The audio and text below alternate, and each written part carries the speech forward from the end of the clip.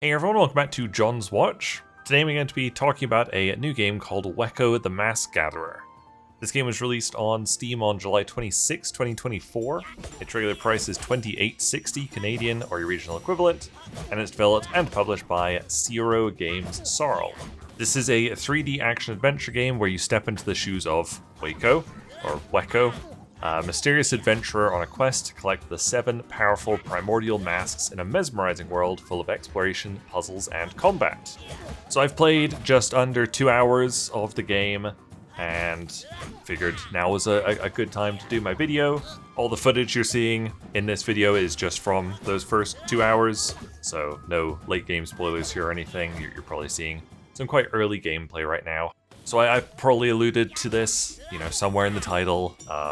This is quite a wholesome, sort of simplistic, maybe like beginner-friendly Souls-like game. It has Souls-like combat. We'll get into the combat a little bit more later, which is obviously a combat style that's kind of infamous or famous, I guess, for being quite difficult. And it's taken this combat style and put it in a very wholesome, bright, welcoming world and game. It's a very unique kind of mashup that I haven't really seen before. But it's definitely not just a Souls-like. The closest I can think to compare it to, apart from a Souls-like, and this might be a little bit off because I haven't actually played this game very much. It's a little-known game called Majora's Mask. It definitely, I've played a little bit of Ocarina of Time. I never finished it. This is Legend of Zelda, by the way. If you didn't know, that's what those two games are. But things like the dungeon traversal and especially the UI and inventory definitely makes me think of Ocarina of Time. And just the fact that this game is so focused on masks, and you can do things like get a disguise. You get a mask that kind of disguises you and lets you infiltrate, another tribe's village, I guess. It definitely makes me think of Majora's Mask, even though that is a Zelda game I've literally never played before, quite surprisingly. You'll have to let me know if you think I'm out to lunch on those comparisons, but definitely look at the UI of where you're switching your masks and stuff, and tell me that doesn't look like the Ocarina of Time UI, especially. The dungeons, I think, are also very N64 Zelda reminiscent. You walk into the dungeons, there are these isolated areas. It's not quite like Dark Souls where everything's interconnected and you just walk into areas. This one, you have to go through loading screens to get into your dungeons, and I've done 2 of them so far, and they definitely make me think of Zelda dungeons, not even just the N64 ones. Also, maybe a bit like Wind Waker, another game I haven't played, but I've at least seen some of that one. The way you unlock new powers in this game is by getting these, I think they called them active masks. And the first active mask that gives you a power that you get is a glider. So again, reminiscent of, later Zelda games, but Zelda games nonetheless.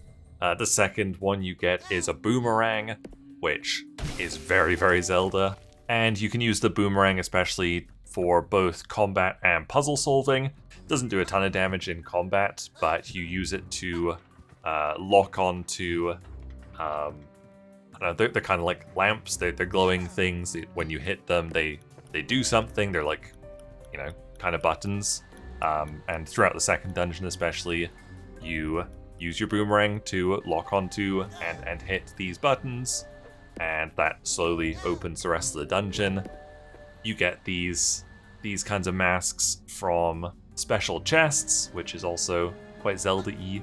So yes, there's definitely puzzles, and that's kind of the aspect of the game that makes me think of the Zelda games, particularly the N64, GameCube era Zelda games. Like I said, the combat is just straight up Souls-like combat. You've got by default, your attacks on right bumper, amazing. That's where it should be. But you've also got completely rebindable controls, which is fantastic. So I was able to tweak some of the controls to get them how I like them. That does mean that I took jump off of A and put it onto Y so I could have interact on A, because I'm just insane like that. That's what I do in Elden Ring. You've got your attack on right bumper. You've got, at least I put block with your shield mask on left bumper. When you block, enemies will kind of get stunned for a moment. So it's not too onerous to use a shield in this game. You know, a lot of Souls-likes, I don't bother with a shield and I just try and dodge everything. The dodging feels kind of slow in this game, so I do keep the shield ready at all times, and it is quite useful just to pop it up with left bumper. It doesn't take too much stamina, and then it does kind of stun your enemy for a little bit, so you get an opportunity to get some more attacks in. You've got jump. It's the tiniest little jump you've ever seen. It is just hilariously small. I don't know why it's such a pathetic jump, but it doesn't feel great to jump around in this game. And you've got roll, dash on B. You get iframes from dashing. They're very, very generous iframes. In the tutorial, there's like these big spinning things of death, and you can literally just iframe through them. Like, you're meant to iframe through them. So it's very generous with its iframes on rolling, which is just another reason why I think this is quite a beginner-friendly Souls-like. And so I don't know if I'm fully like the target audience for this game. It's kind of hard to tell who exactly is the target audience, because Souls-like combat isn't easy. I have thousands of hours of muscle memory of Souls-like combat, so it comes quite naturally to me. But if this was your first time seeing Souls-like combat, I don't think this game would be that easy. But the combat in this game is very, very simplistic, which I think is good for being beginner-friendly, but it just feels very, very unsatisfying or dissatisfying. You know, I only played for just under 2 hours, and that's not that long to spend in a game, and when I was coming up to combat, even like an hour in, I would just kind of roll my eyes because, you know, it was never going to be a challenge. There's only been one enemy that's posed a challenge to me so far, and I just assume I got to him a bit too early because he would just stun lock me and insta-kill me pretty much. But, you know, any random enemies out in the world or in the dungeon, it just felt so unsatisfying to do that combat. It was so simplistic, no chance of me dying whatsoever. So generous with your healing. You just get thrown new Estus flasks constantly. And I think one of the reasons it felt so unsatisfying was that the weapon I've still got the base weapon, the weapon you get in the tutorial. I haven't had an opportunity to get a better weapon yet.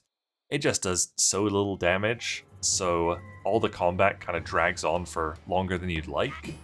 And like I said, there's no risk during it, so it just kind of feels unnecessary for it to drag on that long.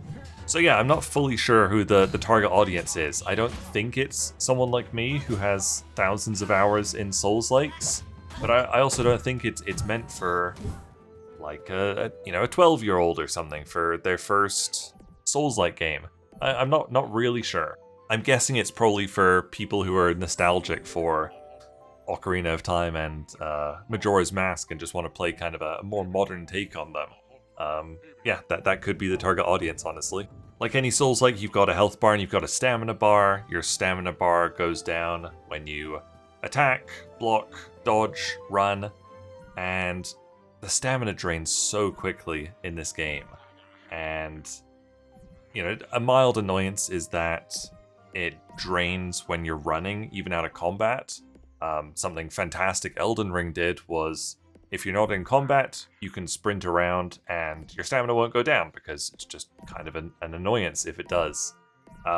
This game doesn't do that. Even if you're out of combat and you're running around, your stamina will still go down, and you can run for like 3.5 seconds before your stamina is drained.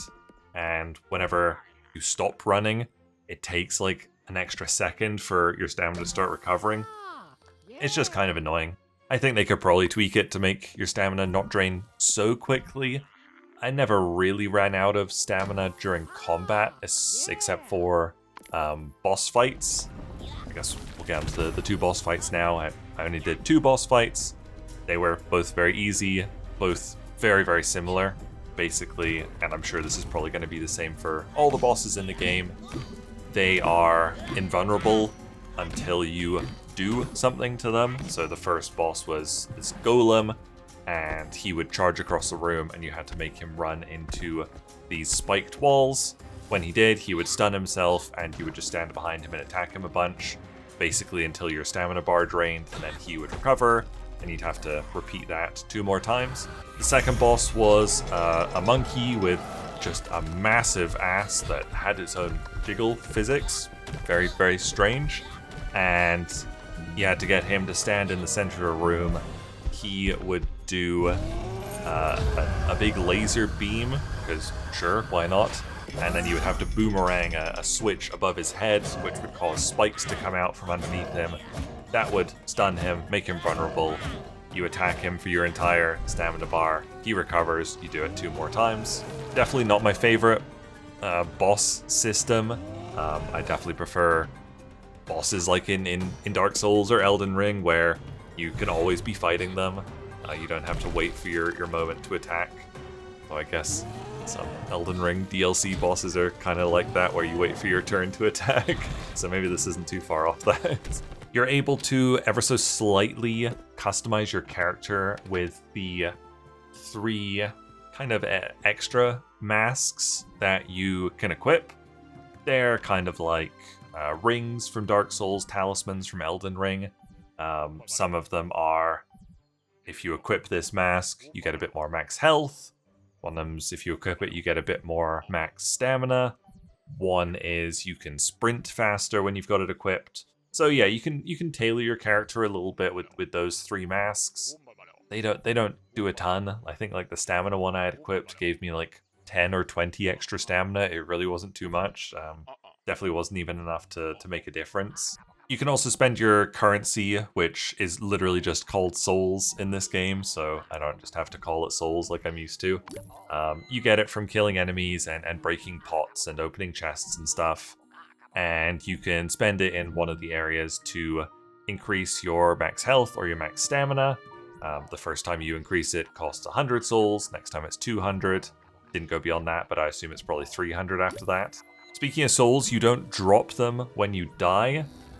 You actually just get a game over when you die, which I hate. That's such a, very much a game mechanic of a past era. Speaking of, those kind of Zelda games. You have bonfires in the world, and they're like placed decently, generously, and you can save at these, and you can also fast travel through them right from the start of the game, which is fantastic. Love that. And so when you die, which I've only died a couple of times, just to that one enemy that I found way too early, you get a game over and you just have to reload your last save.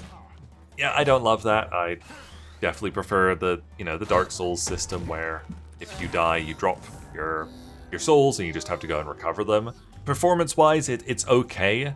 It's capped to 60 FPS, which will look absolutely fine in this video, which is great, but it never dips below 60, so it's definitely got some overhead. It can go higher than that, and it definitely feels weird to find a game that's capped at 60 FPS nowadays.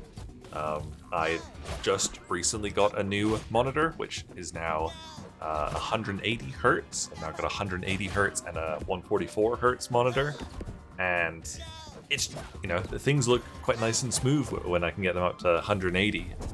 But yeah, this one's just capped at 60, and somebody posted on the Steam forums that they'd like it to be uncapped, and the developers said that they would look into doing it post-launch. Hasn't been done yet. Hopefully it gets done at some point, because yeah, I think games being capped at 60 is not great in 2024. Hardly any graphic settings to talk about. They'll be on screen now, but there's really nothing. There's the option to disable motion blur, which is great. Thank God that's an option, because I probably wouldn't have played it if it wasn't an option. And then there's just a couple of presets, and that's literally it for graphics. So I'm probably not going to play any more of this. I think it's good. I don't think it's great. The combat just feels too slow and simplistic for me, personally. But I don't know, if you're new to Souls-like games, if you like the look of the combat from Dark Souls, but the difficulty of Dark Souls puts you off, maybe you'll like this game. I think if you enjoyed Ocarina of Time and Majora's Mask and maybe Wind Waker to a lesser extent, and obviously the Dark Souls games, I think you'll probably get something out of this. It also gave me very, very slight Rayman 2 vibes. I don't know if that's, I don't know, like completely out there, and I can't quite put my finger on why it made me think of Rayman 2, but it did a little bit, so let me know if you get that as well. And let me know your thoughts if you've played it yourself. I know it's pretty new, so I'm not sure how many people have played it. It doesn't have a ton of reviews on Steam, but I think it's good. That is my review. It's good. There you go. Those are my thoughts on Wéko The Mask Gatherer. Thank you guys very much for watching. Make sure you leave a like and subscribe if you enjoyed this video, and I'll see you guys later. Bye.